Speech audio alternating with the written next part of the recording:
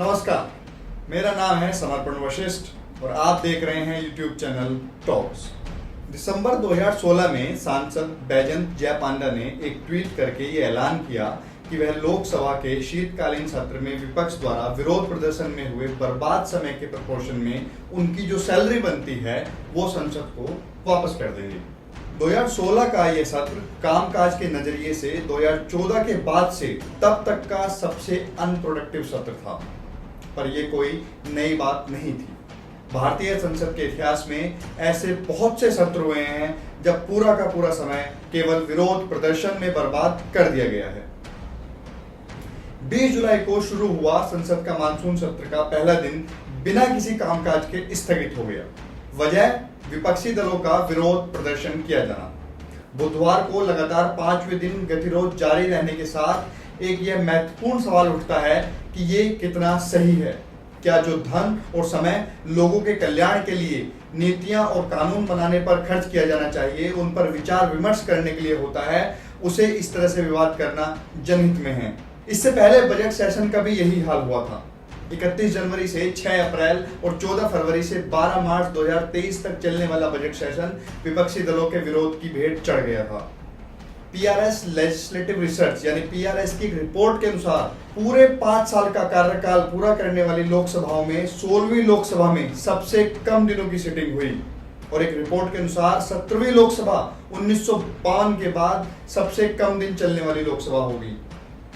PRS report में बताया गया कि बजट सत्र में लोकसभा ने टारगेटेड 133.6 घंटों में से केवल 45.9 घंटे काम किया और राज्यसभा ने 130 घंटों में से लगभग 32.3 घंटे से भी कम काम किया।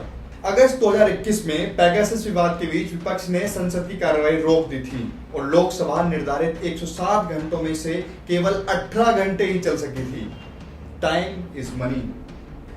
चलिए आपके समझने के लिए कन्वर्जन कर देते हैं। सरकार के नोटबंदी के फैसले के मद्देनजर विपक्ष ने दिसंबर 2016 में संसद के शीतकालीन सत्र को नहीं चलने दिया था और इंडिया स्पैन द्वारा प्रकाशित एक रिपोर्ट के अनुसार वेतन, भत्ते और सांसद चलाने की लागत के आधार पर लगभग 144 करोड़ रुपए का नुकसान हुआ था। एनडीटीवी की एक रिपोर्ट के मुताबिक 2021 में मानसून सत्र के दौरान व्यवधानों के कारण 133 करोड़ रुपए बर्बाद हुए थे। ऐसा नहीं है कि यह सिर्फ एक पार्टी कर रही है, लगभग सभी पार्टियों को इसका दोषी माना जाना चाहिए। 2012 में जब कांग्रेस के नेतृत्व वाली यूपीए सरकार सत्ता में थी, तब कोयला घोटाले को लेकर पूरा मानसून सत्र बर्बाद कर दिया गया था। उस वक्त यूपीए सरकार ने एक आधिकारिक आंकड़ा जारी किया था जिसके मुताबिक सत्र के दौरान संसद चलने में हर मिनट सरकारी खजाने पर 2.5 लाख रुपए का खर्च आता है। इमेजिन कीजिए, हर मिनट 2.5 लाख रुपए खर्च। तत्कालीन संसदीय कार्य मंत्री पवन कुमार बंसल ने संसद को चलाने में आने वाले खर्च के बारे में विस्तार से बताते हुए कहा था, एक साल में सत्र के दौरान संसद 80 दिन चलती है। प्रत्येक दिन दोनों सदनों में लगभग 6 घंटे तक कामकाज होता है।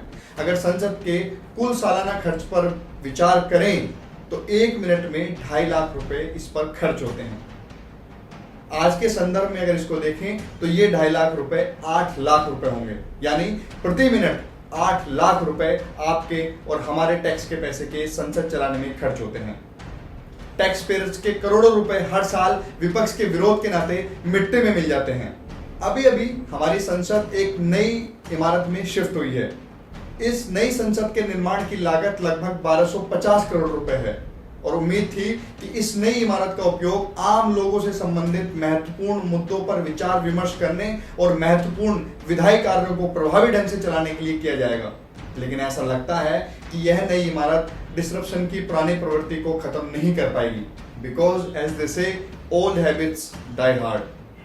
संसद में व्यवधान का सबसे आम कारण कोई न कोई विवाद रहा है जिसे विपक्षी दल राजनीतिक कारणों से उठाते रहते हैं।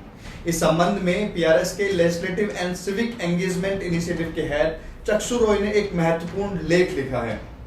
इसका तर्जुमा और ओरिजिनल टेक्स्ट हम आपको बता देते हैं। इस लेख में चक्षु रॉय लिखते हैं, "A decline in the productivity of the parliament impairs its ability to effectively perform the duties that have been entrusted to it by the constitution." यानी संसद की प्रोडक्टिविटी में डिक्लाइन होने से ये अपने संवैधानिक उत्तरदायित्वों को ढंग से नहीं कर पाती है। वो आगे लिखते हैं, with parliament being disrupted routinely, MPs are not able to ask ministers tough questions during question hour to assess the work that their ministers are doing। मतलब बार बार संसद के डिसरप्ट होने की वजह से MP मंत्रियों से क्वेश्चन आवर में उनके काम के बारे में सवाल नहीं पूछ पाते हैं। With disruptions eating into the time available for parliamentary business, adequate time is not available for debating legislations. As a result, bills are either passed without effective debate or remain pending in the parliament. यानी सारा time disruptions में बर्बाद होने की वजह से bills पर ढंग से बहस भी नहीं हो पाती है, जिसकी वजह से बिल्स या तो ऐसे ही पास कर दिए जाते हैं या संसद में ही पेंडिंग पड़े रहते हैं। With Parliament meeting for a fewer number of days and with its productivity falling on account of disruptions, MPs are not able to raise matters of urgent public importance and bring it to the attention of the government. Parliament की घटती sittings और productivity दिन ब दिन कम होने की वजह से MPs जनता के मुद्दों को सरकार के सामने नहीं ला पा रहे हैं। व्यवधान उत्पन्न करने वाले विवादों पर टिप्पणी करते हुए वो फिर लिखते हैं, it is easy to identify political controversies which lead to parliamentary disruptions. हालांकि ये कंट्रोवर्सीज सिर्फ डिसरप्शन का सिम्टम है, उनका कारण नहीं। हर देश की राजनीति में, हर डेमोक्रेसी में ऐसे विवादित मुद्दे होते हैं, लेकिन डेमोक्रेसी कितनी मजबूत है, उसकी जड़ें कितनी गहरी हैं, इस बात का पता इससे चलता है कि उन मुद्दों पर कितनी सच्चाई से उच्च कोटि की बहस होती है, उन पर बातचीत होती है। In every democracy there would be contentious issues and the strength of a democracy would be demonstrated by the quality of debate and the deliberations on such topics and issues. For debate and deliberations to happen, the parliamentary procedure would have to be evolved to enable political parties on different sides of the issue to set the agenda for debates and discuss the issues in detail on the floor of the House. This would require Parliament to meet for more number of days in a year and sit for a longer hours. This would ensure that even if the proceedings are disrupted, there is still enough time for deliberations. मतलब parliament को ज़्यादा दिन बैठना होगा ताकि अगर disruptions भी हों, फिर भी डेलिब्रेशंस के लिए, डिस्कशन के लिए, डिबेट के लिए, बहस के लिए इनफ टाइम निकाला जा सके। अब समय आ गया है कि हमारे कानून निर्माता दलगत हितों से ऊपर उठें, राजनीतिक झगड़ों से बचें और संसद का उपयोग करें, विचार विमर्श करें, लोगों के हितों, विकास के मुद्दों और कल्याण को सुनिश्चित करें, ना कि अपने राजनीतिक हितों को साधने के लिए संसद के फ्लोर का इस्तेमाल करें, ना कि राजनीति के लिए संसद के फ्लोर का इस्तेमाल करें, बल्कि उसका इस्तेमाल करें जनहित से मुद्दों को सरकार के सामने रखने के लिए, ताकि उसका उपयोग करें रचनात्मक ढंग से समस्याओं को सुलझाने के लिए। आप इस बारे में क्या सोचते हैं? क्या संसद डिसरप्शन सिर्फ विपक्ष की वजह से हो रहा है या रूलिंग पार्टी की भी इसमें कहीं कुछ ना कुछ भागीदारी है? जनता की इसमें कितनी भागीदारी है? क्यों नहीं हम अपने जनप्रतिनिधियों से सवाल पूछते कि आपने हमारे हितों के कितने मुद्दे उठाए, आपने कितने डिबेट्स में पार्टिसिपेट किया? ये गलती किसकी है? इस बारे में आप हमें अपनी राय कमेंट बॉक्स में लिखकर जरूर बताएं। Please like our video and subscribe to our channel. Thank you.